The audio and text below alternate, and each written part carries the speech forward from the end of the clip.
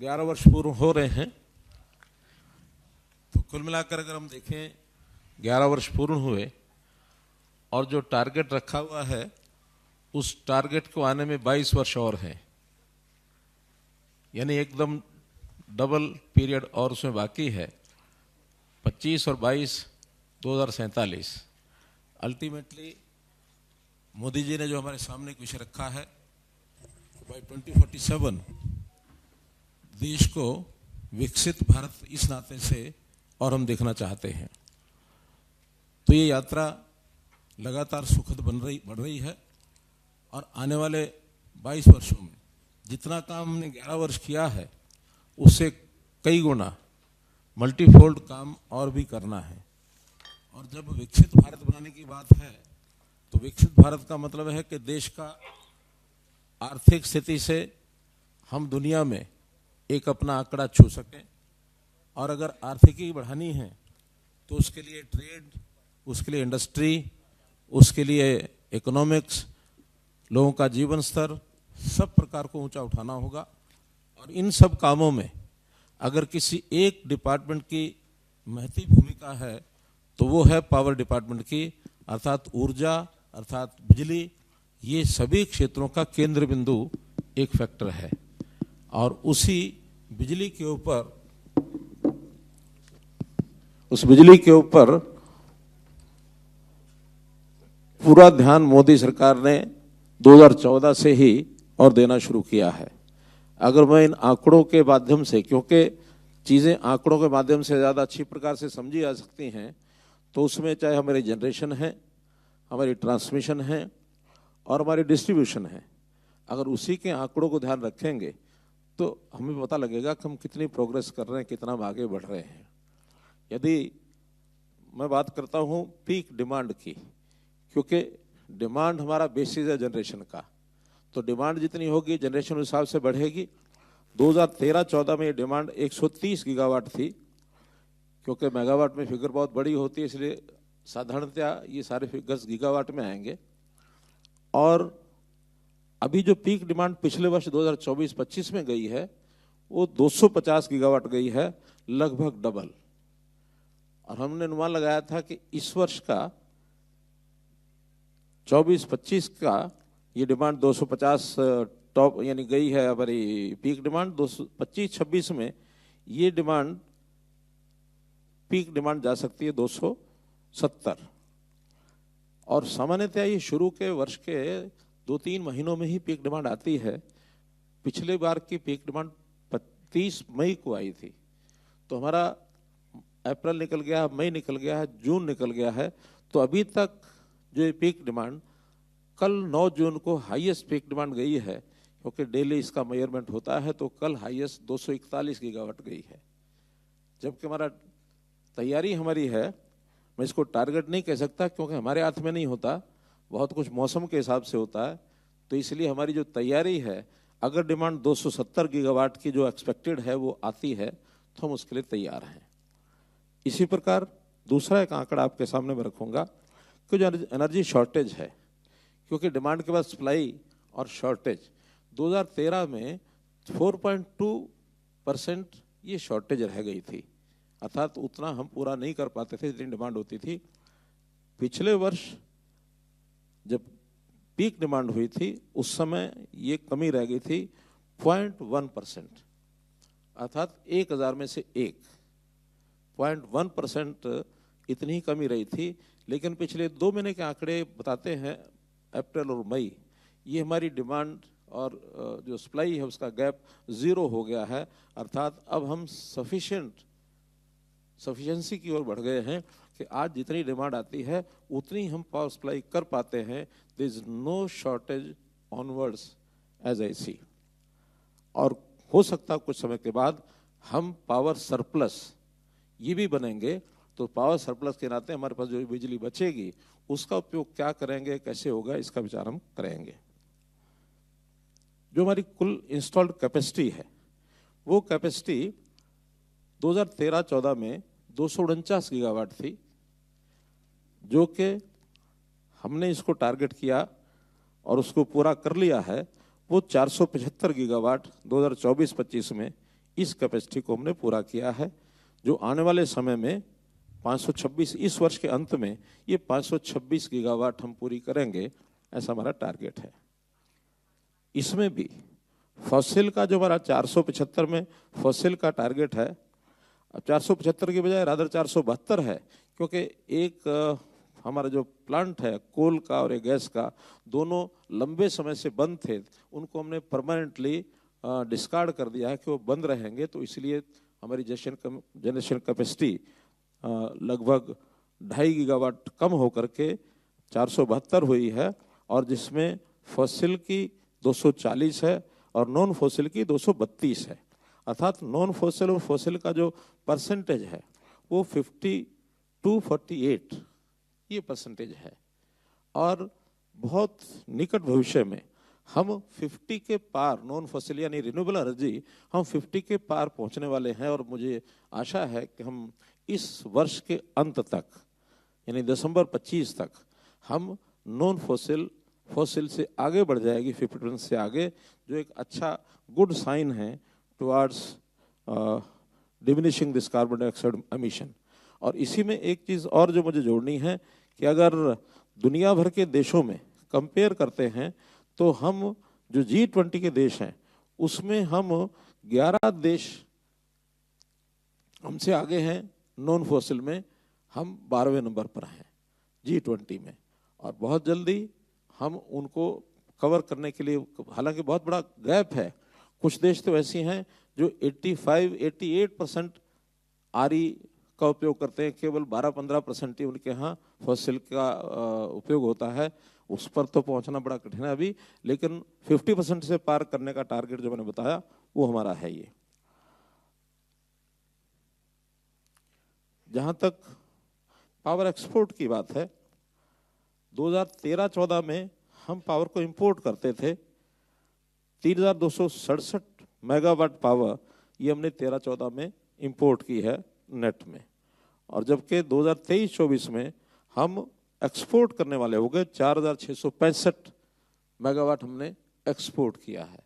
अर्थात हम एक प्रकार से सरप्लस तो हो ही गए अभी जो हम एक्सपोर्ट कर रहे हैं, और भी एक्सपोर्ट बढ़ाने के भी आगे रास्ते हमारे लिए खुले हैं। जहाँ तक बिजली सप्लाई का, इलेक्ट्रिक सप्लाई का विषय है, रूरल पावर में पावर सप्लाई बहुत अच्छी हमारी बढ़ी है, बहुत तेज़ गति से बढ़ रही है। 2013 में 12.5 घंटे और पावर सप्लाई हम रूरल इलाके में देते थे आउट ऑफ 24 आवर्स, जबकि अब 22.6 घंटे यानी 22 घंटे 36 मिनट हम पावर ग्रामीण क्षेत्र को सप्लाई करते हैं, जबकि शहरों में यही 23 घंटे और 24 मिनट 23.4 आवर्स ये हम सप्लाई करते हैं। टेक्निकल कारणों से ये जो 36 मिनट का गैप रह जाता है, तो ये तो सामान्यतया टेक्निकल कारणों से सब जगह ही ये रहता है। अगर मैं ट्रांसमिशन की बात करता हूं तो ट्रांसमिशन में हम लोगों ने जो 2013-14 में लाइनें हमारी 2.91 लाख सर्कल किलोमीटर्स थी, 2.91 लाख सर्कल किलोमीटर, वो बढ़कर के 24-25 में 4.94 लाख सर्कल किलोमीटर हो गए, अर्थात 2 लाख से भी ज़्यादा सर्किट किलोमीटर लाइनें ट्रांसमिशन की हमारी ये बढ़ी हैं इन 11 वर्षों में। डिस्ट्रीब्यूशन का जहाँ तक विषय है, डिस्ट्रीब्यूशन के इसको हम इस नाते से आंक सकते हैं कि जिसके लॉसेज हैं, ये लॉसेज 13-14 में 22.62% थे कुल मिला के नेशनल एवरेज, और अभी ये एवरेज 16.12% ये नेशनल एवरेज हमारा जो AT&C लॉसेज ये हो रहा है।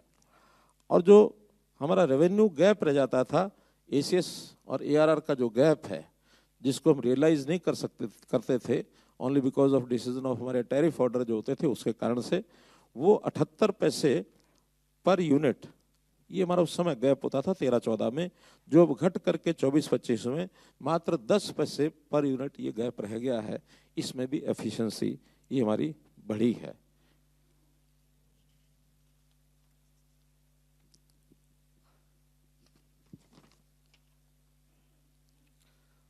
और इस एफिशिएंसी बढ़ाने में बहुत बड़ा रोल स्मार्ट मीटर्स इनका रहा है।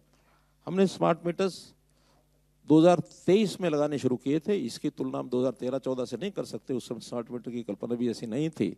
तो 23 में 22-23 के अंदर जो शुरू किया उसके अंदर पर डे 4000 स्मार्ट मीटर्स ये लगाए जाते थे, जो हमारी गति थी लगाने की। जो मई 24 में 14,000 मीटर पर डे लगाने शुरू किए, आज मई 25 में इसकी गति 1,15,000 मीटर पर डे लगाए जाते हैं, अर्थात 19 करोड़ मीटर हमको ये लगाने हैं। अभी तक उसमें 3.14 करोड़ लगा पाए हैं। आने वाले समय में स्पीड को और बढ़ा करके और बहुत शीघ्र हम ये स्मार्ट मीटर लगाएंगे। और इस स्मार्ट मीटर में भी प्रीपेड स्मार्ट मीटर, इसकी गति को भी बढ़ाना शुरू किया है। हमने तय किया है कि अगस्त 31 ये 2025 तक जितने गवर्नमेंट ऑफिसेज हैं और गवर्नमेंट एम्प्लॉइज ऑफिसर्स हैं और गवर्नमेंट कॉलोनीज हैं, उन सब के घरों के मीटर सबसे पहले प्रीपेड होंगे, ताकि साधारण जनता में, सिटीजन्स में, कंज्यूमर्स में ये एक मैसेज आए कि सबसे पहले गवर्नमेंट के कंट्रोल में जितने मीटर्स हैं वहीं प्रीपेड लगेंगे। पहले पैसा जमा कराओ, उसके बाद बिजली प्राप्त करो, जैसे आजकल टेलीफोन कंपनीज करती हैं कि पैसा जमा कराओ तो कॉल करो, नहीं तो बंद। तो इसलिए सबसे पहले गवर्नमेंट के अपने घरों से ही इस काम को शुरू किया जाएगा।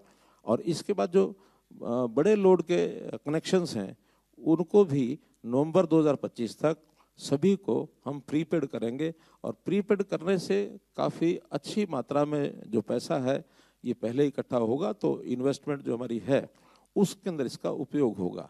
क्योंकि इन्वेस्टमेंट भी चाहे वो जनरेशन के प्रोजेक्ट्स है या ट्रांसमिशन के हैं, डिस्कॉम्स के हैं, इन सब में बड़ी मात्रा में और पैसा जो है इन्वेस्ट होने की आगे की योजनाएं हैं। जैसे विस्तार होगा तो उसमें एक रास्ता ये है कि सबका 1 महीने का या 2 महीने का बिल ये पहले से पैसा उसका जमा कराए।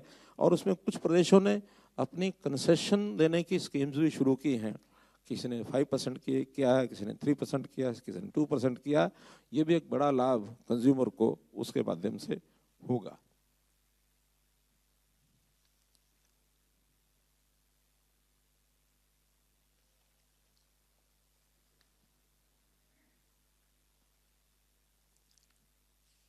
जनरेशन के विषय में बहुत से विषय मैंने बताए हैं। कोल की हमारी पोजीशन काफ़ी अच्छी है, जनरेशन में कोई कठिनाई नहीं है। कोल डिपार्टमेंट से तालमेल हमारा ठीक चल रहा है।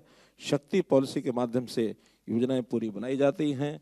अभी जो कमीशन किए गए हाइड्रो प्रोजेक्ट, एक साल में 3000 मेगावाट हमने प्रोजेक्ट इस साल लगाए हैं और 3000 मेगावाट ही हमने अगले अप्रूव कर दिए हैं।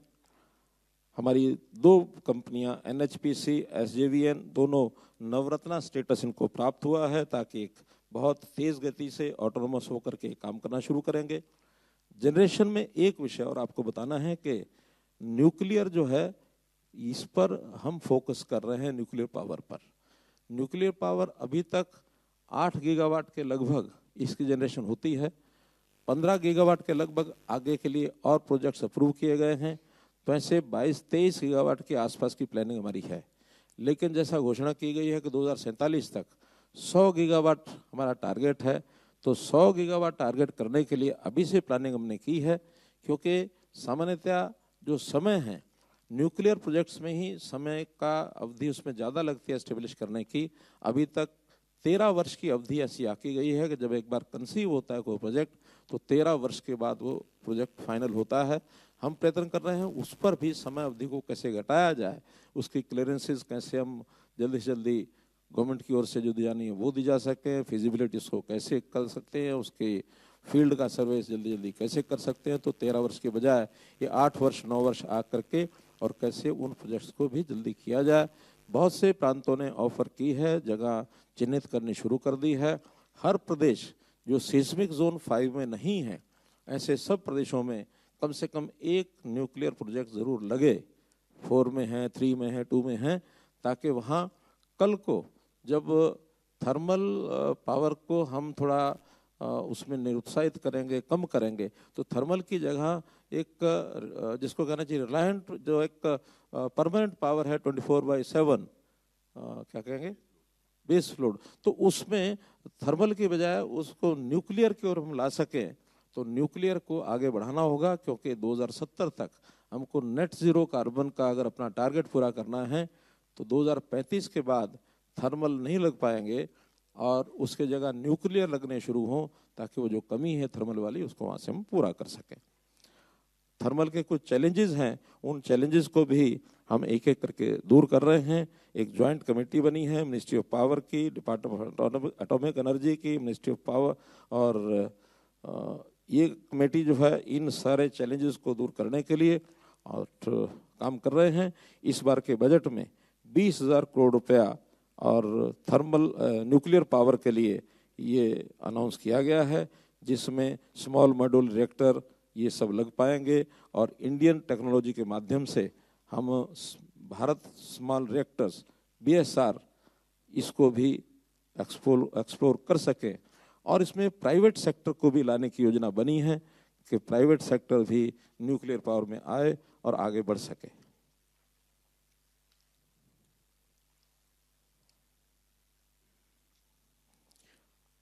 एक्सपोर्ट का विषय इसमें एक चीज़ और जो आपको बतानी है कि हमने सऊदी अरबिया और UAE इनके साथ जॉइंट एक वेंचर बनाकर एक ट्रीटी की है, जिसमें वहाँ भी हम पावर को दे सकें। तो 2 गीगावाट ग्रिड इंटरेक्शन के लिए एक VSC बेस्ड HVDC सिस्टम ये प्रपोज किया गया है, जिसमें 1400 किलोमीटर की लेंथ की एक सबसी केबल ये बनाई जाएगी।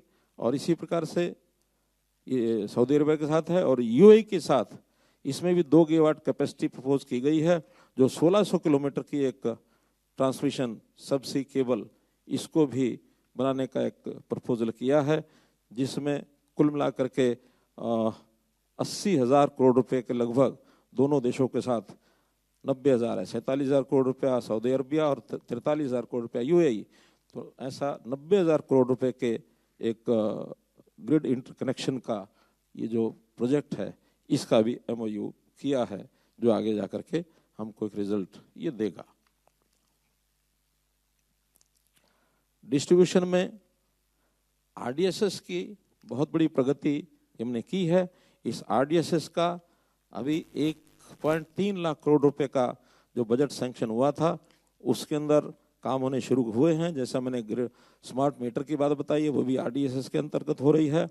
और लॉस को किस प्रकार से कम किया जाए, इस प्रकार के प्रोजेक्ट्स, लॉस रिडक्शन वर्क्स, इसके अंदर भी 28% फिजिकल प्रोग्रेस में 1,51,000 करोड़ रुपए के जो काम है उसके अंदर हो गई है। ये काम बहुत तेजी से आगे चला है। AT&C लॉसेस कम करने में भी ये सब हमको इसका लाभ मिल रहा है। इस प्रकार से एग्रीकल्चर फीडर के सेग्रीगेशन में भी काम चल रहा है। ईज ऑफ लिविंग में भी बहुत से ऐसे हमने टाइम रिड्यूस किए हैं मीटर कनेक्शन के लिए, और अन्य प्रकार की सिंप्लीफिकेशन मल्टीपल स्टेट्स ने इसको प्राप्त किया है। प्राइवेटाइजेशन ऑफ कंपनीज, ये काम भी शुरू किया है। Chandigarh is the first state जिन्होंने फुली प्राइवेटाइज अपने सारे सिस्टम को कर लिया है। मित्रों, ये चाहे जनरेशन हो अथवा ट्रांसमिशन और डिस्ट्रीब्यूशन हो, हर एक में हमने पिछले 10 वर्षों में 11 वर्षों में पर्याप्त काम किए हैं। तो उन कामों के कारण से हमको बहुत बड़ा लाभ ये सब हुआ है अपनी जनरेशन में, अपनी डिमांड को पूरा करने में और इस विषय को आगे बढ़ाने में। अब कुछ विषय ऐसे हैं जो नई अनाउंसमेंट्स आपके सामने, और ये मैं करने जा रहा हूँ। अनाउंसमेंट से पहले कुछ हमने जो रिफॉर्म्स किए हैं उस रिफॉर्म्स की भी चर्चा मैं ज़रूर करूँगा। जैसे ECBC अर्थात एनर्जी कंजर्वेशन बिल्डिंग कोड, जिसमें से हम पावर को यानी इलेक्ट्रिसिटी कंजर्वेशन, एनर्जी कंजर्वेशन, इस ओर हम पूरा ध्यान दे सकें। तो इसके अंदर अभी तक जितने भी प्रयोग किए गए हैं उसमें एनर्जी कंजम्पशन में 18% का लाभ हुआ है। 18% पावर बहुत बड़ा एक फैक्टर होता है। तो एनर्जी कंजर्वेशन के प्रोडक्ट जो भी प्रयोग हैं उसके अंदर ECBC एक इस वर्ष का नया जो एक कोड इशू किया है उसको अलग अलग स्टेट्स ने लागू करना शुरू किया है। सबसे पहले केरला ने इसको अडॉप्ट किया है और 25 स्टेट्स और यूटीज ने भी उसको अब अडॉप्ट करने के लिए आगे आ गए हैं। तो इसके अंदर जितने भी बिल्डिंग्स के कोड्स हैं उसमें 3 तरह की परफॉर्मेंस उसके अंदर बताई गई है। विशेष तौर पर जैसे उसमें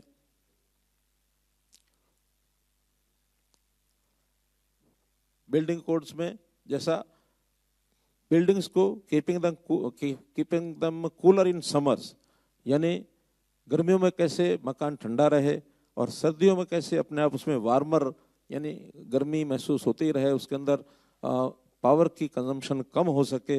एक तो बिल्डिंग कोड में इस प्रकार से मेजरमेंट्स कुछ बताए गए हैं। इसी प्रकार लाइटनिंग और वेंटिलेशन, इसका भी पूरा ध्यान दिया गया है ताकि लाइट का उपयोग कम हो, वेंटिलेशन भी ठीक बना रहे और वाटर कंजर्वेशन का भी उसमें उल्लेख है, वाटर वेस्ट मैनेजमेंट का भी है, इंडोर एयर क्वालिटी का विषय भी है। अर्थात ये सब विषय बिल्डिंग कोड्स के आधार पर अगर होंगे तो पावर की खपत इसमें बहुत कम होगी, ऐसा इसके अंदर एक विषय ध्यान में आया है।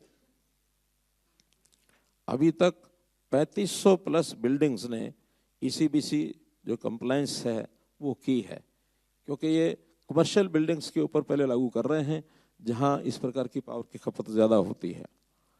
साथ ही हमने रिफॉर्म्स में ईवी चार्जिंग गाइडलाइंस ये भी लागू की हैं, क्योंकि ईवी व्हीकल्स इसकी पॉलिसी के अंतर्गत अब आगे ईवी व्हीकल्स की संख्या बढ़ रही है, उसमें चार्जिंग का जितना एक सफिशिएंट उसमें प्रावधान बनाए जाएंगे उसकी पॉलिसी हमने लागू की है। तो उस गाइडलाइंस के आधार के ऊपर चाहे वो इलेक्ट्रिक व्हीकल चार्जिंग और बैटरी स्वैपिंग, इस विषय पर कुछ स्टेशंस को सेटअप किया गया है और इसका भी एक उपयोग सब इसमें कर रहे हैं।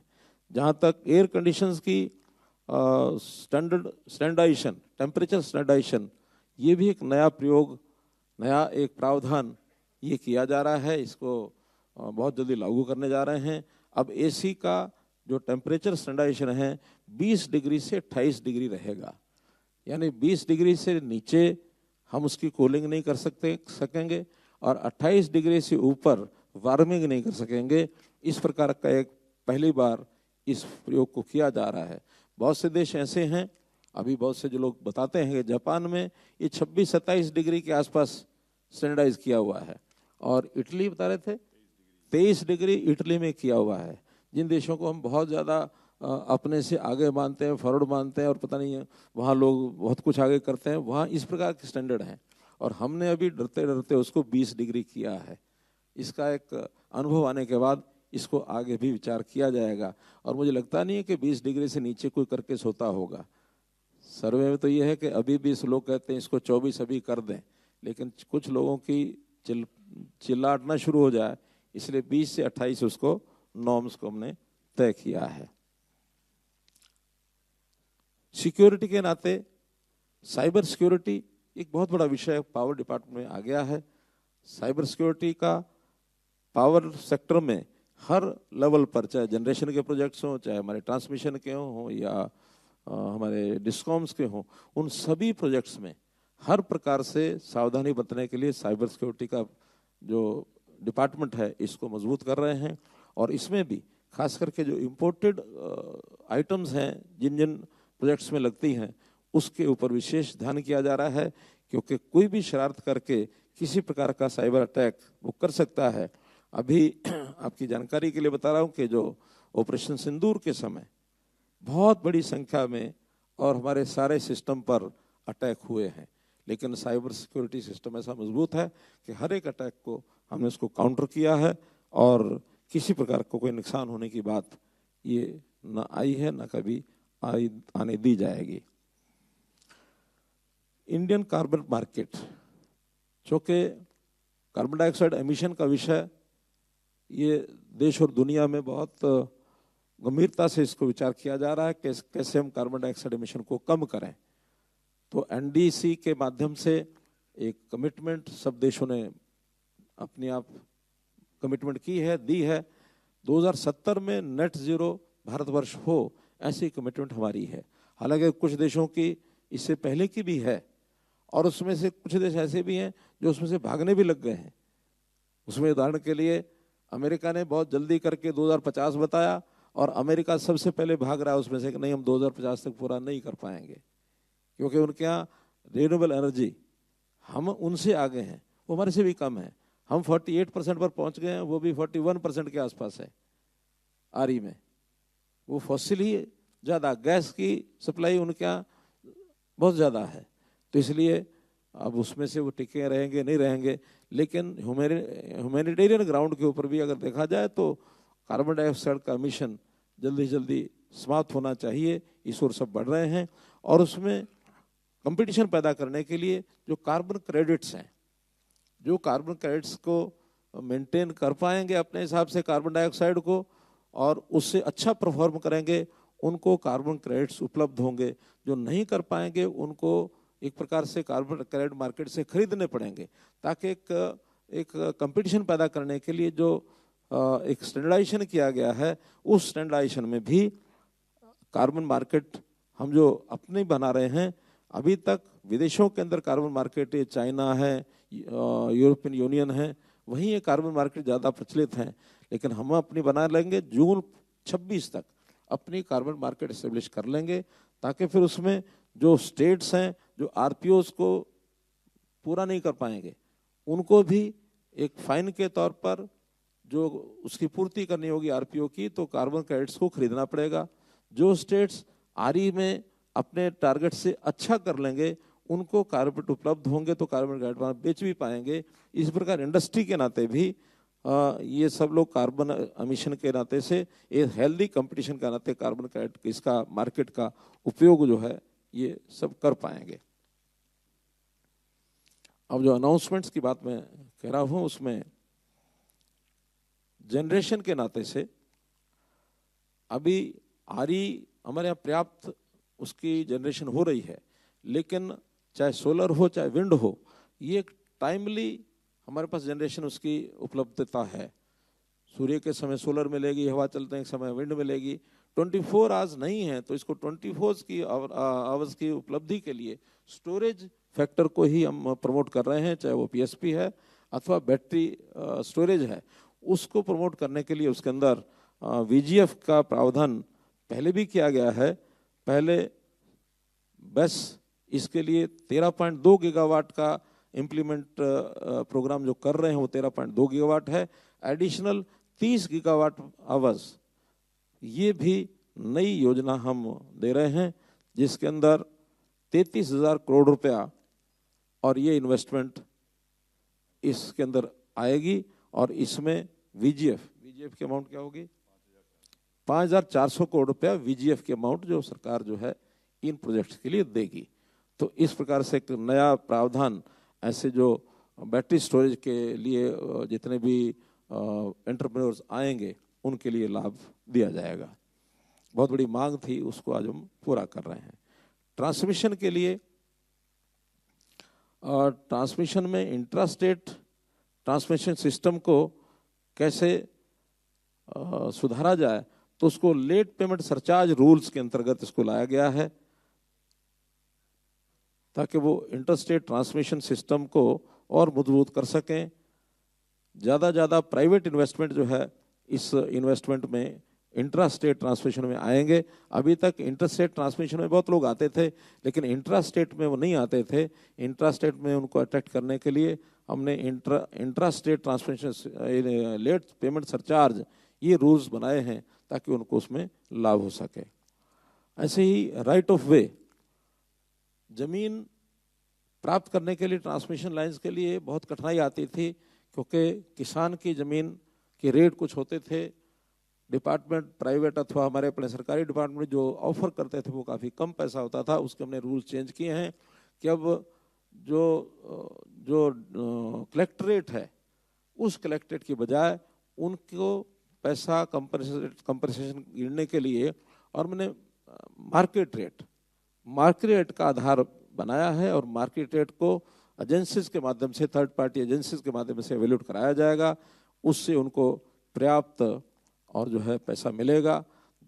30% से और 200% तक अलग अलग आधार पर अलग अलग रिक्वायरमेंट के हिसाब से उनको जो पैसा है वो दिया जाएगा। इसी प्रकार interstate transmission charges storage project का, इसमें भी दोनों पंप स्टोरेज प्रोजेक्ट और बैटरी स्टोरेज प्रोजेक्ट हैं, इनको 30 जून 28 तक जो इन प्रोजेक्ट के लिए ये पहले से चल रहे हैं, हाँ, उनकी कमीशनिंग होगी 30 जून 28 तक, हाँ, तो उनको ये लागू रहेंगे। और